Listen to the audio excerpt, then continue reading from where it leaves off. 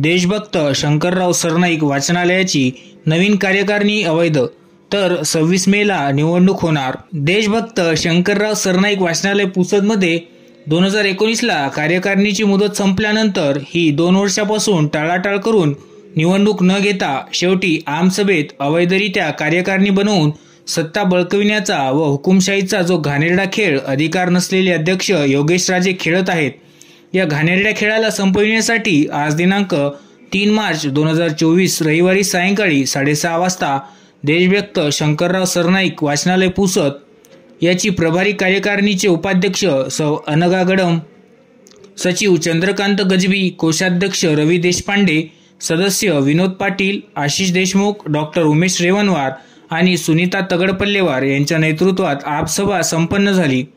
यावेळेस हजारो सभासद हजर होते। या आमसभेत निवडणूक प्रमुख म्हणून सौ अनघा गडम यांची नियुक्तीचा, निवडणूक अधिकारी म्हणून उत्तम वानखेडे यांची नियुक्तीचा, 26 मेला निवडणूक घेण्याचा, 14 फेब्रुवारी 2024ची आमसभा व त्यात निवडलेली कार्यकारिणी अवैध असल्याचे व इतर ठराव सर्वानुमते पारित करण्यात आले। योगेश राजे व त्यांच्या नवीन कार्यकारिणीची सर्व अधिकार गोठविण्याचे, त्याचबरोबर निवडणूक संपन्न होऊन नवीन संचालक मंडळाला कार्यभार हस्तांतरण करण्यापर्यंत उपाध्यक्ष सौ अनघा गडम आणि त्यांच्या सोबत असलेल्या सर्व पदाधिकारी व सदस्यांना कार्यवाहक संचालक म्हणून अधिकार प्रदान करण्याचे सुद्धा ठराव संमत झाले। यावेळेस देशभक्त शंकरराव सरनाईक वाचनालय बचाव संघर्ष समितीही गठीत करण्यात आली। सचिव चंद्रकांत गजबी यांनी प्रास्ताविक मांडले, तर ॲडव्होकेट अनिल ठाकूर, श्री नारायण क्षीरसागर सर, निखिल चिद्दरवार, अभय गडम यांनी आपले विचार मांडले।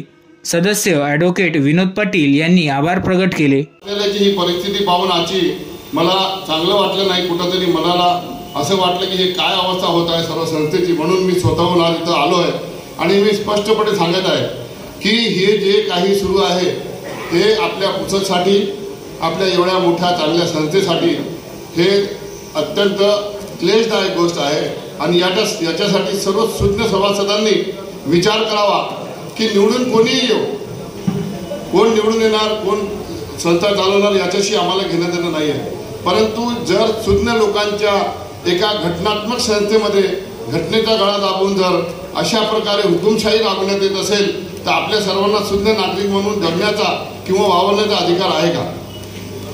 तरी या ठिकाणी या संस्थेमध्ये निवडणुका होणे आवश्यक आहे। निवडणूक हा आमचा काही उद्योग नाही किंवा आम्हाला असं काही एकमेकांविरुद्ध लढण्याचा हे काही शौक नाही आहे, परंतु शांततेनं प्रेमानं एकमेकाला समजून सर्वजणांनी सोबत बसून आणि याच्यासाठी जे कोणी लायक आणि सिद्ध असेल त्यांना बसवून ही संस्था चालवावी हीच आमची अपेक्षा आहे। आणि त्याकरिता आज मी स्वतःहून इथं आलो आहे।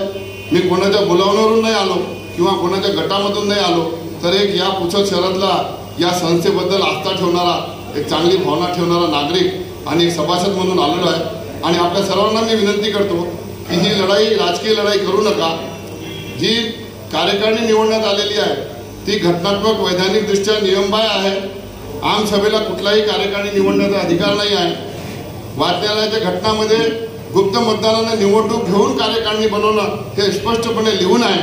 त्यामुळे या जे आपण आमसभेमध्ये सर्वानुमते ठरवलं आहे त्यानुसार निवडणुका व्हाव्या म्हणून आपण सर्वांनी याच्यात सतत प्रयत्नशील राहून त्याचा पाठपुरावा करून निवडणुका घ्या, चांगल्या लोकांना निवडून द्या आणि या वाचनालयाची प्रगती झाली पाहिजे। इथं वरती आणखी 2 हॉल झाले पाहिजे। ज्या मुलांना, ज्या विद्यार्थ्यांना शिक्षणाची घरी सोय नाही त्यांनी इथे येऊन शिक्षण घेतलं पाहिजे। इथं साहित्य सोबतच विज्ञानाची आणि इतर शिक्षण संस्थेची जी आवश्यक इंजिनिअरिंग किंवा इतर सब्जेक्ट जे आहेत त्यांचे बुक्स ठेवून त्या विद्यार्थ्यांना मदत झाली पाहिजे। ही जे आहे बुकद्वारे ते वाचनालय सुरू करून लोकांपर्यंत पोहोचवलं पाहिजे। असे चांगले उपक्रम राबवा असे मी सर्वांना विनंती करतो। आणि आजच्या या सभासदाच्या या आपल्या मीटिंगमध्ये आपण सर्वांनी उपस्थित राहून प्रचंड संख्येने जे आजच्या ठरावांना समर्थन दिलं ते एक चांगलं कार्य आपण करून आपण सुज्ञ सभासद आहोत ते आपण सिद्ध केलेलं आहे। फक्त आता पाठपुरावा करून निवडणूक घ्या आणि चांगले लोक इथं बसून संस्थाला वाचवा एवढी विनंती करतो। धन्यवाद। सर्व सभासदांचं मी मनपूर्वक स्वागत करतो।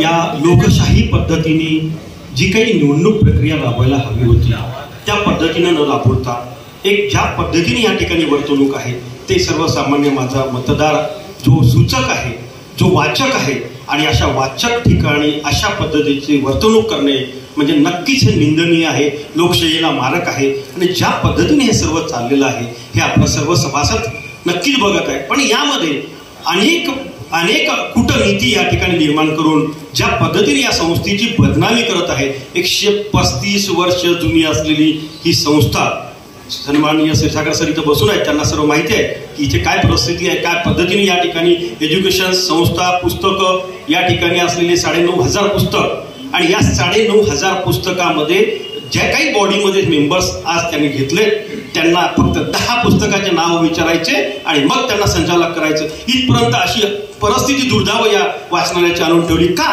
कशासाठी? निव्वळ राजकारण न करता एक वैयक्तिक विचारामध्ये या ठिकाणची संस्था वाढली पाहिजे. ही संस्था निव्वळ कॉम्प्लेक्स आहे म्हणून याच्या मागे न लागता ही वैचारिक बुद्धी आणि या ठिकाणी एक संस्कार देणारी संस्था आहे. या माध्यमातून अनेक विद्यार्थ्यांना पुसद अर्बन बँकेच्या माध्यमातून जी काही अभ्यासिका सुरू केली, आज कमीत कमी 21 ते 22 मुलं त्या ठिकाणी पोलीस भरती असेल, फॉरेस्ट असेल या ठिकाणी लागले. त्या पद्धतीनं ज्ञान देणारी संस्था या ठिकाणी निर्माण केली आणि त्याचं बाजारीकरण, व्यापारीकरण आणि राजकीय अड्डा निर्माण केल्यानंतर या ठिकाणी तुम्ही अनेक घटनाक्रम जर बघितले तर कोरोना काळामध्ये या ठिकाणी 50,000 रुपये हॉटेलचं बिल होते. काय गरज आहे? कोरोना काळात वाचनालयच बंद होतं. अशा पद्धतीचं व्यवहार या सन्माननीय मागच्या बॉडीने केलं. त्याला विरोध केला असता तर त्याला पत्र देतात, निलंबित केलं. तुम्हाला कोणताही अधिकार घटनेमध्ये नाही, कोणत्याही घटनेमध्ये तशी निवडणूक करायची संधी नाही, असं कोणत्याही घटनेमध्ये लिहून नाही की तुम्ही आमसभा घेऊन त्या ठिकाणी बॉडी निर्माण करतो. सन्माननीय अनिभाऊ ठाकरे ॲडव्होकेट आहेत, त्यांनी नक्कीच घटना वाचल्यानंतरच या ठिकाणी उल्लेख केला. मी पुन्हा एकदा सर्व सभासदांना विनंती करतो की आपण सुज्ञ आहात आणि जी काही खोटी आमसभा दाखवण्यात आली त्या आमसभेला कुठलाही रेकॉर्ड नाही. या आमसभेला चॅलेंज करण्यासाठी किंवा ही आमसभा झाली नाही असं 1000-2000 पत्राचं पत्र माननीय चॅरिटी कमिशनरला आपल्याला पाठवायचं आहे. त्या माध्यमातून आपल्याला सही द्यायची आहे. कृपया करून ती सही द्या आणि आज आमसभेने ती सर्व मागची बॉडी आहे ती रद्द करायची आणि जे 14 तारखेची आमसभा झाली ती झालीच नाही. त्यामुळे ही जी काही सर्वसामान्य नागरिकांनी, सर्वसामान्य वोटर या ठिकाणी आज उपस्थिती आहे, यांच्या उपस्थितीत ती सभा रद्द करावी असा कोणताही प्रस्ताव नाही, असा चॅरिटीकडे प्रस्ताव पाठवावा असं मी आपणा सर्वांकडून विनंती करतो. मी माझे 2 शब्द थांबवतो. सभासद बंधू भगिनी, माझं वय 75 आहे आणि 25 वर्षाचा असताना मी या वाचनालयाचा सभासद झालो. म्हणजे साधारणपणे मी सभासद होऊन 50 वर्ष झाले. 50 वर्षामध्ये अशी परिस्थिती कधीही निर्माण झालेली नाही. वाचनालयाच्या निवडणुका झाल्या, कार्यकारी मंडळ निवडून आलं, परंतु त्यानंतर अशा भानगडी झाल्या असं कधीच झालं. गंमत अशी आहे की या कार्यकारी मंडळाचा कार्यकाल 2021लाच संपला. आता 24 चालू आहे. आता इतकी संस्था स्वतः चालत नसतात, त्यातील माणसांकडून चालवल्या जातात. आणि गंमत अशी झाली की आपण अगोदरची कार्यकारिणी निवडताना आपलं कुठंतरी काहीतरी चुकलं. वृत्तपत्रामध्ये जेव्हा बातम्या येतात की बुवा हे सरकार घटनेची पायमल्ली करायला लागलं वगैरे वगैरे, त्यावेळेस मी घटनेचा एक विद्यार्थी म्हणून हसू येते की बुवा घटनेची पायमल्ली वगैरे कशी करता येईल, घटना कशी बदलता येईल, इतकं काय सोपं आहे का? परंतु ह्या ज्या घटना घडल्या त्यावरून असं वाटायला लागलं की बाबा खरोखरच त्याची पायमल्ली चोळामोळा करून फेकून देता येते आणि आपलीच राजवट चालवता येते. हे लोकशाहीच्या दृष्टीनं अत्यंत विघातक आहे. याही पलीकडे ते हे विघ्न संतोषी लोक असं करणं, आता ते जर गुन्हेगारी प्रवृत्तीचेच असतील तर ते करतील, पण ते होऊ देणं सुद्धा आपली चूक आहे.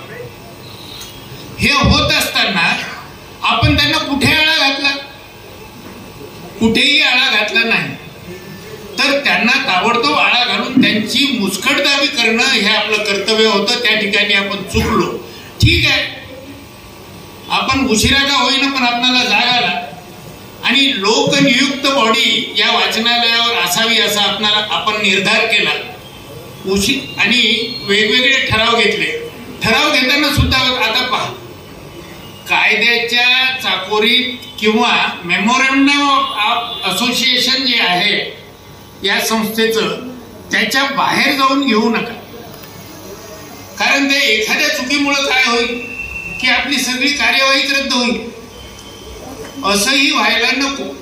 कायद्याच्या चाकोरीत राहून आपणाला जितकं करता येईल तितकं 100% करावं. हे निषेधार्ह आहे. माझ्या माहितीप्रमाणे आपल्या सध्याचे विद्यमान अध्यक्ष जे स्वतःला अध्यक्ष म्हणून घेतात आणि नंतर अध्यक्ष झालो म्हणतात, ते बीजेपीचे विस्तारक आहे. मला कोणा पक्षाबद्दल बोलायचं नाही. आता हे कोणता विस्तार करते हे परमेश्वर जाणे. आणि याचे दूरगामी परिणाम असे होतील की जे बोलल्या जाते समाज मनामध्ये, हे जे बोलल्या जाते बीजेपी बद्दल, तर त्याला हे खतपाणी घालण्यासारखं होईल. आणि खरोखरच असं होते का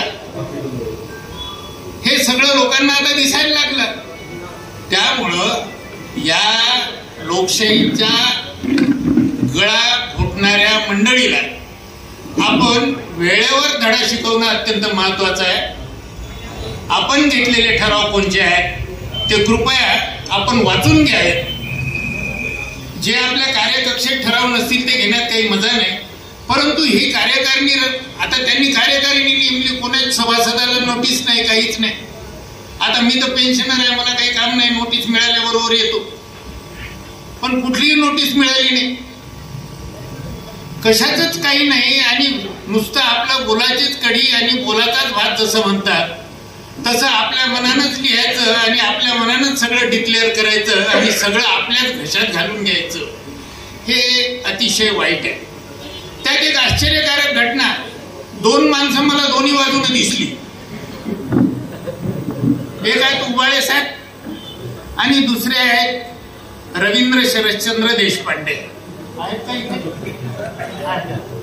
आता यांनी आपली भूमिका क्लिअर केली पाहिजे. व्हॉट इज दिस? तुम्ही आहात कोणाच्या बाजूनं? लोकशाहीच्या बाजूनं आहात की हुकुमशाहीच्या बाजूनं? Let us clear it. कारण तुमची गावामध्ये इमेज आहे, तुम्हालाही लोक ओळखतायत. परंतु या घटनेमुळं डबल्या म्हणजे दोन्ही डबले वाजवायचे हे काही बरोबर नाही. ते क्लिअर केलेलं बरं. म्हणजे दुधाचं दूध आणि पाण्याचं पाणी होऊन जाऊ दे. आता जी काही कायदेशीर लढाई सुरू होईल त्यावेळेस आपण जमलेले सगळे विरुद्ध हे जे तथाकथित प्रस्थापित बॉडी अशीच होणार आहे. तेव्हा अर्धवट तिकडे याच्यापेक्षा आपल्या बाजूला नसलेले बरे. आपल्या बाजूला नसलेले बरे. आपला लढा हे वाचनालय टिकावं, मोठं व्हावं. वाचन चळवळ जी मृतावस्थेला चालली आहे ती वाढवावी. सभासद आणि वाचक यामध्ये फरक आहे. कारण वाचकांची संख्या रोजची जर पाहिली तर 5च्या वर नाही. आणि तुमच्या भव्य दिव्य कालावधीत वाचक किती वाढले? सभासद वाढले असतील हो, तुम्ही ते वाढवले असतील. कशासाठी वाढवले हे जग जाहीर आहे. परंतु वाचक किती वाढले? नवीन कादंबऱ्या किती बोलावल्या? नवीन ग्रंथ कोणते उपलब्ध करून दिले? तुमचा मेन उद्देशच तो आहे वाचक चळवळ वाढवण्याचा. आणि त्यालाच तुम्ही तिलांजली देता. याचा मी निषेध करतोय आणि सगळ्यांना विनंती करतोय की वाचनालय वाचवण्यासाठी सगळ्यांनी दंड थोपटणं आवश्यक आहे. आणि इन ऑल रेस्पेक्ट सगळे प्रयत्न करणं आवश्यक आहे. मग मारामारी करायची वेळ आली आणि पोलीस स्टेशन मध्ये जमा व्हायची वेळ आली तर त्याला घाबरायचं काही कारण नाही. इतकं चला तर एकदा घेतलेल्या ठरावाची उजळणी व्हावी आणि योग्य त्या ठरावाला आपण टाळ्या वाजवून प्रतिसाद द्यावा आणि पुढील आपण कार्यास लागू. एवढं बोलून मी आपली रजा घेतो. आजच्या या आमसभेचे आदरणीय व्यासपीठ, या आमसभेचे सन्माननीय अध्यक्ष, तसेच सर्व वाचनालयाचे सर्व सभासद बंधू आणि भगिनी, मागच्या काळात आपल्याला सर्वांनाच माहिती आहे जे काही डेव्हलपमेंट मागच्या म्हणजे याच्या आधीच्या काळात सुरुवात झाली आणि याही काळात काही डेव्हलपमेंट झाली, तेही आपल्या शहरासमोर दिसते. पण मागच्या जसं अनिल भाऊने सांगितलं की रुद्रवाड सर अध्यक्ष असताना तेही या वाचनालयाचे सचिव होते, तसंच भाग्य रुद्रवाड सर अध्यक्ष असताना मलाही या वाचनालयाचा उपाध्यक्ष म्हणून 5 वर्ष काम करण्याचा मला आपल्या सर्व सदस्यांनी मला निवडून दिल्यामुळे मी इथं उपाध्यक्ष म्हणून मागील 5 वर्ष काम केलं आहे. आम्ही हे काम करत असताना हे सर्व काम करत असताना प्रचंड अनुभव रुद्रवाड सरच्या हाताखालून आम्हाला मिळाला. या सर्व निर्णय घेताना तेव्हा चंद्रकांत गजबी हे सुद्धा सचिव होते. हे बारीक निर्णय घेताना अतिशय सभासदाचा बारीक विचार करून आम्ही प्रत्येक गोष्टीचा निर्णय घेतला होता. तर हे जे क्षीरसागर सरनं सांगितलं, सभासद वाढवले, का वाढवले, कसे वाढवले, कशा पद्धतीने वाढवले, हे सर्व आम्हाला माहिती आहे. तसंच सांगतो तुम्हाला याचं उदाहरण देण्याचं कारण, मी जेव्हा वाचनालयामध्ये उपाध्यक्ष होतो तर मला हे जाणीव झाली होती की काही लोक विनाकारण स्वतःच्या स्वार्थासाठी, भविष्याच्या स्वार्थासाठी सभासद वाढवणी करत होते. तर मी तेव्हा त्यांना म्हटलं की सर, आपण एक ठराव घेऊ, जे वाचनालयाचं पुस्तक वाचक जो 3दा 4दा 5दा वाचेल त्याला पुढे सभासद म्हणून नाही पण कमीत कमी उभं राहण्याचा अधिकार म्हणून तरी कमीत कमी चांगली लोक ऍक्टिव्ह मेंबर असे लोकांना आपण हे करू. पण ठीक आहे, हरकत नाही, त्यावेळेस काही कारणानं झालं नाही. अशा पद्धतीनं आपणही पुढच्या वाटचालीसाठी असे आपण काही ठराव घेऊ असं मी सुचवतो. आत्ता नाही म्हणून सुचवत आहे. हे करत असताना ही जी बॉडी आहे, ही जी कार्यकारिणी आहे, ही कार्यकारिणी आता सुद्धा आपल्या सर्वांना माहिती आहे, चॅरिटी कमिशनरमध्ये ही कार्यकारिणी आत्ताही ऍक्टिव्ह आहे. कुठलीही कार्यकारिणी किंवा नवीनची ज्या कार्यकारिणीला बेस नाही अशा कार्यकारिणीला कुठेतरी समाजामध्ये आणि आपल्या सभासदामध्ये कुठेतरी भूलताबा आणि काहीतरी आपल्या अस्तित्वात आहे की आपण स्वतः मालक आहोत असा कुठेतरी भासवण्याचा कार्यक्रम त्यांनी केला असेल. पण हा चुकीचा आहे. इथं जे सदस्य आहेत, कार्यकारिणीचे सदस्य आहेत, त्यापैकी 8 सदस्य इथं उपलब्ध आहेत. आणि मी या सदस्यांना सर्वांना माझी विनंती आहे की आपण आजही अस्तित्वात आहे, उद्यापासून पूर्ण वाचनालयाचा ताबा आपण स्वतः सर्व सदस्यांना घ्यावं. जे आपण आज ठराव केला तो अवैध आहे, तो अध्यक्ष अवैध आहे, तो ग्रंथपाल अवैध आहे. त्याच्या सह्याचे सुद्धा अधिकार आपण काढले. नवीन सह्याचे अधिकार जे काही उपाध्यक्ष आहे त्यांना द्यावे असं मला वाटते. त्याचं कारण आहे की अध्यक्षानंतर उपाध्यक्षाला अधिकार असतात. मी गमतीनं रुद्रवाड सरला म्हणत होतो की सर 6 महिने वर्षभरासाठी तरी सुट्टीवर चालत जायचं, मला काहीतरी अनुभव भेटत जातो. मी तेव्हा गमतीनं म्हणालो, पण सर म्हणाले असं तुम्ही गेलो तरी मी देत नाही म्हणे तुला, कारण तुला जास्त अनुभव येईल, तू दुसरं काहीतरी करशील म्हणून असं मी गमतीचा भाग आहे. हे करत असताना आपल्या असं म्हणायचं आहे की हे आपण सर्वजण इथं आहोत. क्षीरसागर सरनं सांगितलं की क्षीरसागर सरनं सांगितलं की कार्यकारिणी अस्तित्वात आहे आणि ह्या कार्यकारिणीला लढा द्यायचं काम पडलं तसं आपण लढा देऊ. आपण कुठेही मागं हटणार नाही. आहे का सर्वजण कबूल आहे का? सर्वांना हात वर करून करा की आपण सर्वजण एक मुखाने आपण सर्वजण या कार्यकारिणीच्या मागे राहून निवडणूक घेऊ आणि निवडणुकीत जे काय आपण सभासद निवडून देऊ ते निवडून देऊन ते पुन्हा इथं आपण बसू. हेही बसवले तरी आमचं काय म्हणणं नाही, जे आपण सर्वांमध्ये ठरवू तेही बसू. आणि हे सर्व करत असताना मी आपल्याला एवढंच विनंती करतो, अतिशय भ्रम शहरामध्ये एवढं जुनं वाचनालय आहे, या शहराचा मान, या शहराची मानपान आहे. शंकरराव देशभक्त शंकरराव सरनाईक स्वातंत्र्य सैनिक यांच्या नावाने हे केलेले आहे. आणि अतिशय मोलाचं हे वाचनालय आहे आणि इतका मानपान आहे या वाचनालयाला. मला याचा अनुभव आहे की या वाचनालयामध्ये शासन दरबारी याची अतिशय चांगली नोंद आहे. ती सर्व नोंद म्हणजे 135 वर्षाचा इतिहास पूर्ण मलिन होत आहे. तर हे मलिन जर होऊ द्यायचं नसेल तर आपल्या सर्वाला लढावं लागेल. आणि सरला मी क्षीरसागर सरला जाणून बुजून म्हणतो आणि आपल्या सर्वालाही विनंती करतो, इथं कुठलाही जात धर्म पक्ष भेद नाही आहे. आपण सर्व वाचक आहोत आणि वाचकाची संस्कृती आहे. कुठल्याही पक्षाचं नाही, कुठल्याही राजकीय पक्षाचं नाही, कुठल्याही जातीचं नाही, कोण्याही याचं नाही. हे आपलं अस्तित्वाचा विषय आहे.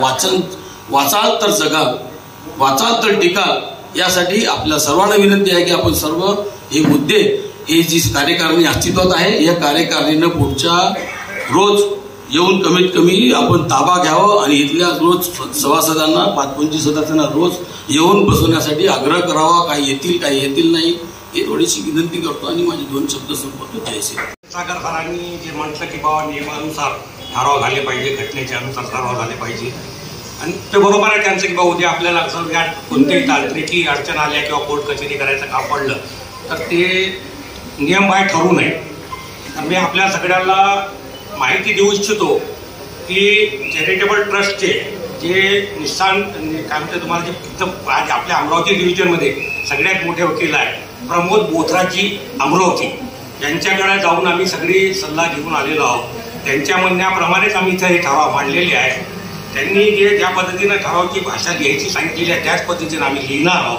त्यामुळं तसं कोणतीही तांत्रिक अडचण किंवा ते येणार नाही. पण हे सगळे पथ्य आम्ही पहिलेच पाळलेले आहे. त्यांना मी 2 ते 3 वेळा मी जाऊन अमरावतीला त्यांना भेटून आलो. त्यांच्याकडून आम्ही सगळी माहिती घेतलेली आहे आणि त्यांच्या मार्गदर्शनाखालीच आम्ही हे कारवाई करत आहोत. या सगळ्या गोष्टी करत असताना जे अनिल भाऊनी अभय भाऊनी म्हटलं की वाचनालय बचाव कृती समिती तयार करायची आहे, त्याबद्दल मात्र आमच्या कार्यकारिणीचं त्यांचं सगळ्यांना समर्थन आहे, स्वागत आहे.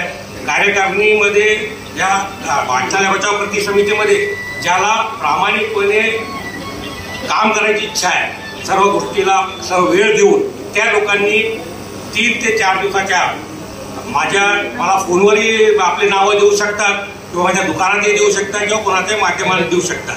त्या हिशोबाने आपण ते वाचनालय बचाव कृती समिती तयार करू. आता आणखीन कोणाला जर कोणा सभासदाला वाचनालयाच्या 6 महिन्यापासून झालेल्या धिंगाण्यामध्ये तुम्ही सगळ्यांनी आम्हाला साथ दिली, त्याबद्दल तुमचे खूप खूप आभार. आणि तुमचं मार्गदर्शन आम्हाला आवश्यक आहे. आमची एकच इच्छा आहे की मतदारांनी निवडून दिलेल्या, सभासदांनी निवडून दिलेल्या संचालकांनी कार्यभार पाहावा. अशिक्षित निरक्षर असे कार्यकारी मंडळात नसावेत. हा सर्व विचार करून पुढील इलेक्शनमध्ये तुम्ही सर्वांनी विचार करावा आणि आम्हाला अशीच साथ द्यावी. धन्यवाद. मंडळी, या सार्वजनिक वाचनालयाच्या आजच्या आमसभेच्या मीटिंगसाठी आला, आपला बहुमूल्य वेळ दिला त्याबद्दल आणि सूचना मांडल्या त्याबद्दल आपल्या सर्वांचे वाचनालयातर्फे मी आभार व्यक्त करतो. आणि अशीच साथ भविष्यात सुद्धा या वाचनालयाला वाचवण्यासाठी देसाल अशी अपेक्षा व्यक्त करतो. जय हिंद.